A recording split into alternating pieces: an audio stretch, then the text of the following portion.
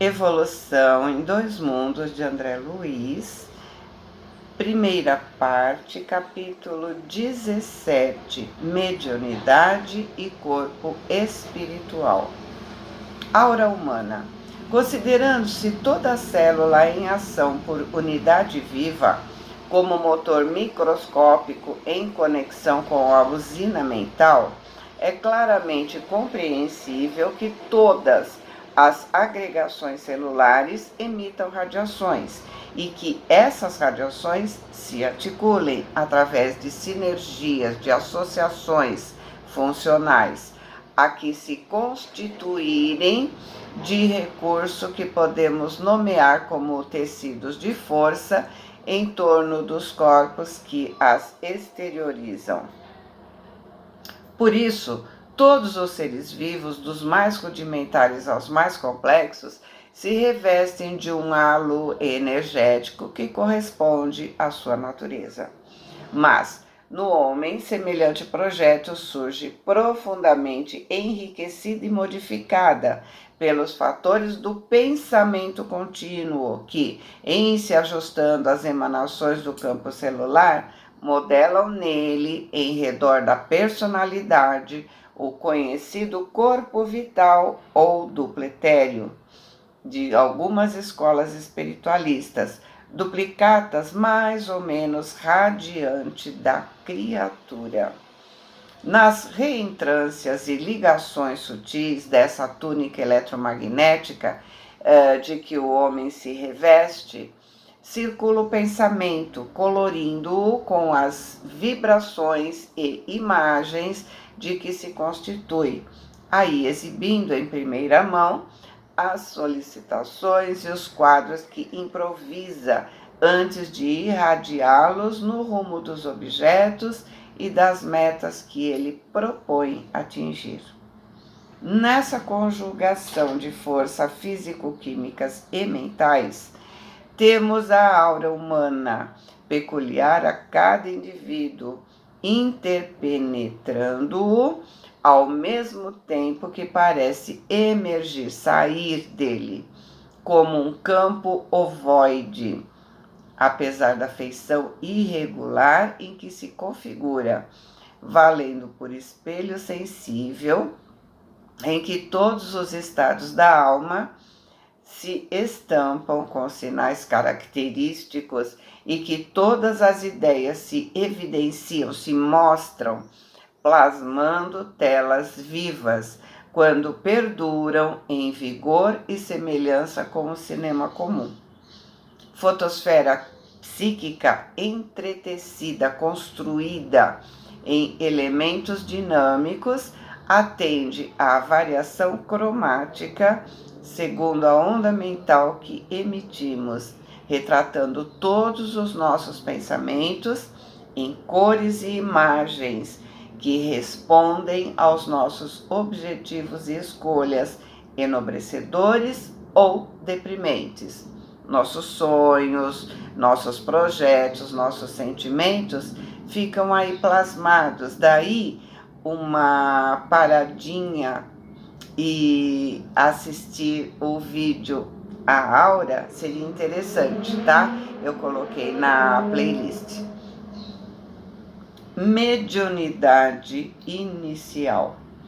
Portanto, a aura é a nossa plataforma onipresente em toda a comunicação com as rotas alheias, caminhos alheios, antecâmara, ferramenta do espírito, em todas as nossas atividades de intercâmbio com a vida que nos rodeia, através da qual somos vistos e examinados pelas inteligências superiores, sentidos e reconhecidos pelos nossos afins, e temidos e hostilizados, ou amados e auxiliados pelos irmãos que caminham em posição inferior à nossa. Isso porque exteriorizamos de maneira inviável o reflexo de nós mesmos nos contatos de pensamento a pensamento, sem necessidade das palavras para as simpatias ou repulsões fundamentais. É por essa couraça, essa armadura vibratória, espécie de carapaça fluídica, em que cada consciência constrói o seu ninho ideal, que começaram todos os serviços da mediunidade na Terra, considerando-se a mediunidade como atributo do homem encarnado para corresponder-se com os homens liberados do corpo físico. No entanto, essa obra de permuta, de troca, foi iniciada no mundo sem qualquer direção consciente. Por quê? Pela natural apresentação da própria aura, os homens melhores atraíram para si os espíritos humanos melhorados, cujo coração generoso se voltava compadecido para a esfera terrena, auxiliando os companheiros da retaguarda. E os homens rebeldes à lei divina aliciaram, atraíram a companhia de entidades da mesma classe, transformando-se em pontos de contato entre o bem e o mal, ou entre a luz e a sombra, que se digladiam na própria terra. Pelas ondas do pensamento, a se enovelarem umas sobre as outras, segundo a combinação de frequência e trajeto, natureza e objetivo, as mentes semelhantes entre si se encontraram, formando núcleos de progresso em que os homens nobres assimilaram as correntes mentais dos espíritos superiores para gerar trabalho edificante e educativo, ou originando processos vários de simbiose, de associação, em que as almas estacionárias se enquistaram mutuamente, desafiando em vão os imperativos da evolução e estabelecendo obsessões lamentáveis, a se ampliarem sempre novas nas teias do crime ou na etiologia, origem, causa, né, complexa das enfermidades mentais. Por esse motivo, a intuição foi o sistema inicial de intercâmbio, facilitando a comunhão das criaturas, mesmo à distância, para transformá-las no trabalho sutil de telementação, quer dizer, influência mental à distância, nesse ou naquele domínio do sentimento e da ideia, por intermédio de redemoinhos mensuráveis da força mental, assim como na atualidade o redemoinho eletrônico infunde em aparelhos especiais a voz ou a figura de pessoas ausentes em comunicação recíproca na radiotelefonia e na televisão. Sono e desprendimento. Mas é preciso assinalar que a criatura, se iniciando na produção do pensamento contínuo, o sono adquiriu para ela uma importância que a consciência em processo evolutivo até aí não conhecia. Usado instintivamente pelo elemento espiritual como recurso reparador no refazimento das células em serviço, semelhante estado fisiológico, o sono, acarretou novas possibilidades de realização para todos os que se consagrassem ao trabalho mais amplo de desejar e mentalizar, ou seja, querer e criar ideias. Ansiando, desejando livrar-se do cansaço físico após determinada cota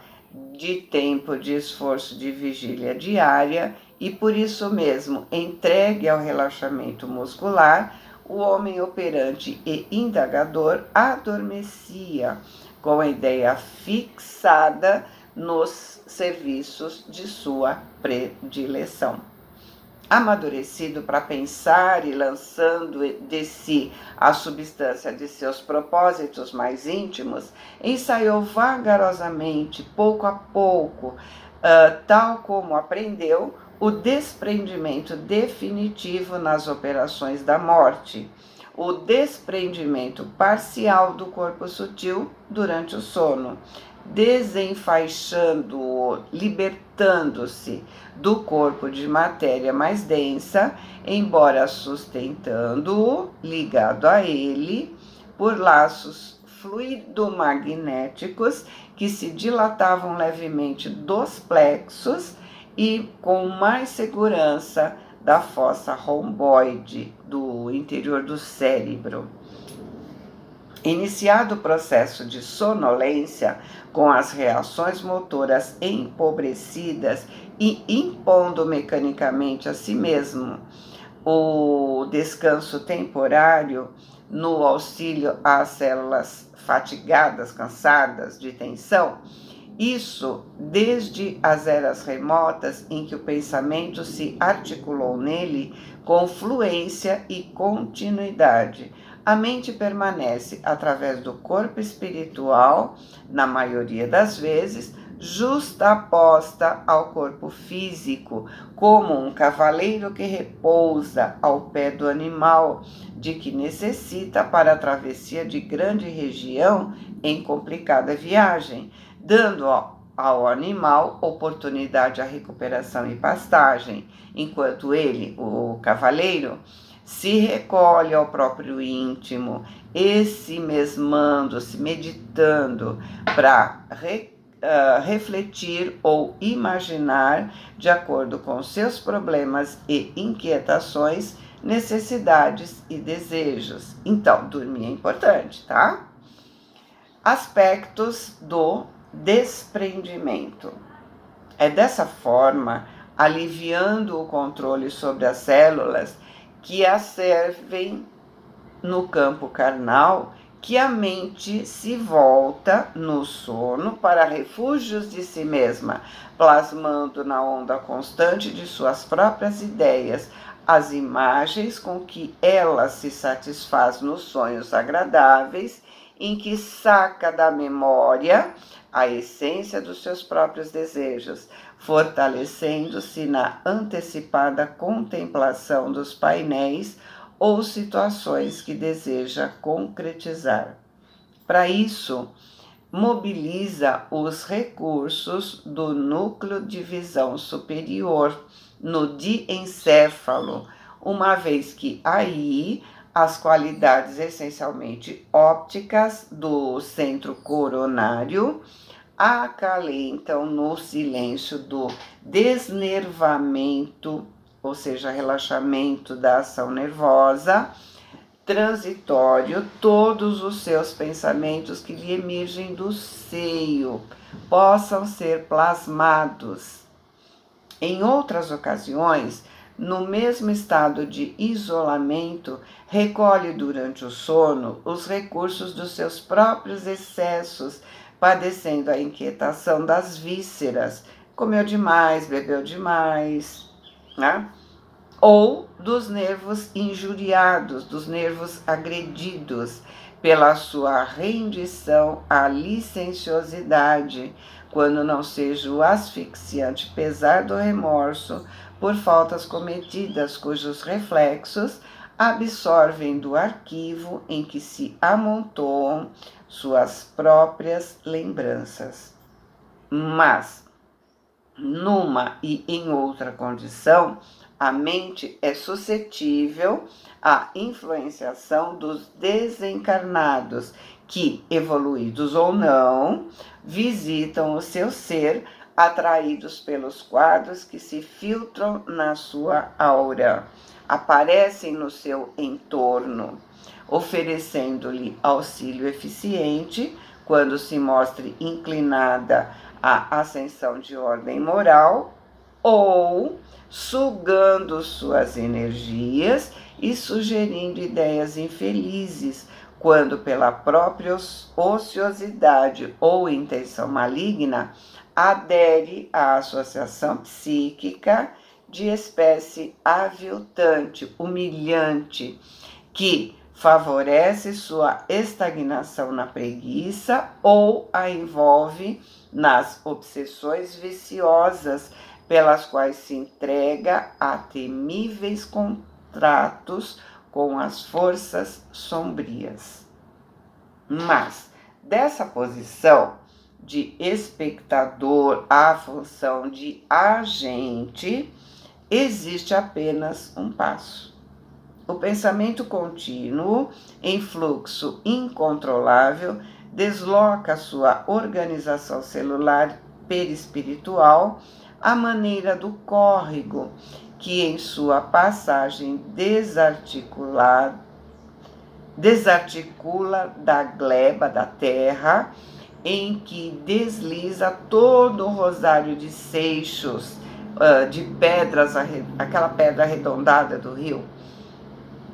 E assim como os seixos soltos seguem a direção da corrente, lapidando-se no decorrer dos dias, o corpo espiritual acompanha de início o impulso da corrente mental que por ele extravasa, se conscientizando muito vagarosamente no sono, que lhe propicia meia libertação. Então, o sono é importante para termos conexão conosco e com os outros que estão à nossa volta. Mediunidade espontânea. Nessa fase primária do novo desenvolvimento, encontra-se, como é natural, ao pé dos objetivos que tomam o seu interesse. É assim que o lavrador, no repouso físico, retorna em corpo espiritual ao campo em que semeia, entrando em contato com as entidades que amparam a natureza. O caçador volta para a floresta, o escultor regressa frequentemente no sono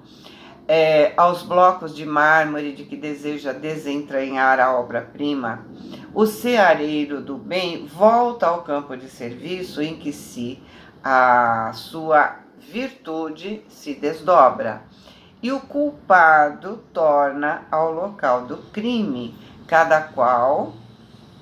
recebendo dos espíritos afins os estímulos elevados ou degradantes de que se fazem merecedores. Consolidadas semelhantes relações com o plano espiritual por intermédio da hipnose comum, ou seja, do sono comum,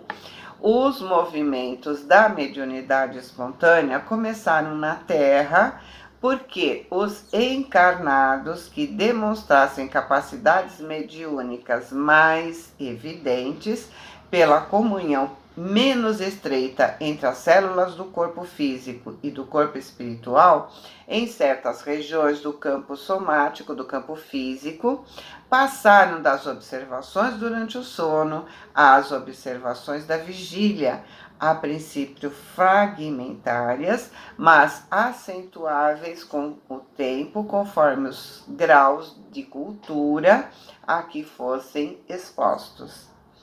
Quanto menos densos os elos de ligação entre os implementos físicos e espirituais nos órgãos da visão, mais amplas as possibilidades na clarividência, prevalecendo as mesmas normas para a clareaudiência e para outras modalidades, no intercâmbio, na troca entre as duas esferas, inclusive as peculiaridades da materialização, pelas quais os recursos periféricos do citoplasma se condensam no ectoplasma da definição científica comum, se exteriorizam no corpo carnal do médium, na combinação com as forças circulantes do ambiente, para a breve constituição de formas diversas. Desde então, iniciou-se o correio entre o plano físico e o plano extrafísico, mas,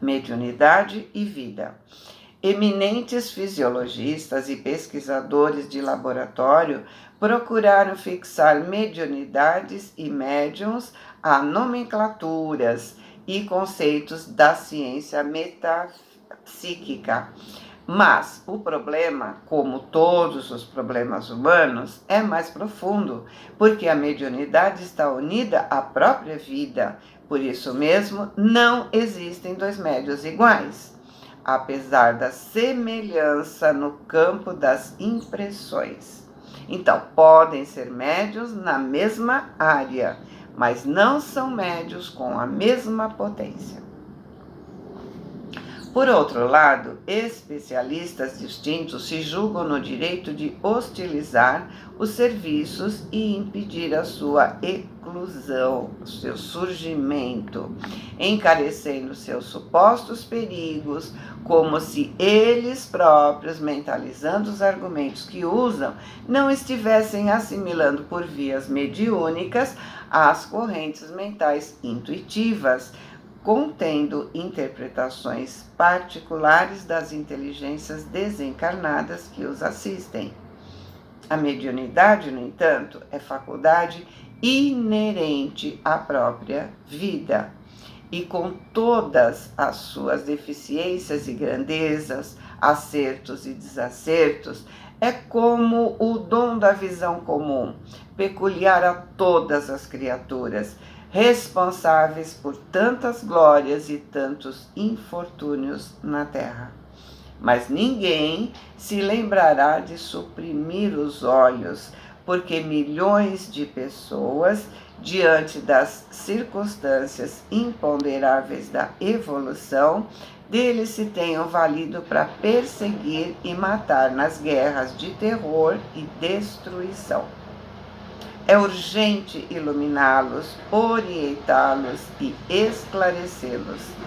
A mediunidade também não requisitará desenvolvimento indiscriminado, mas sim, antes de tudo, aprimoramento da personalidade mediúnica e nobreza de fins, para que o corpo espiritual, modelando o corpo físico e sustentando-o, também possa se erguer em filtro leal das esferas superiores, facilitando a ascensão, a elevação da humanidade aos domínios da luz. Fiquem com Deus, boa semana, amo vocês.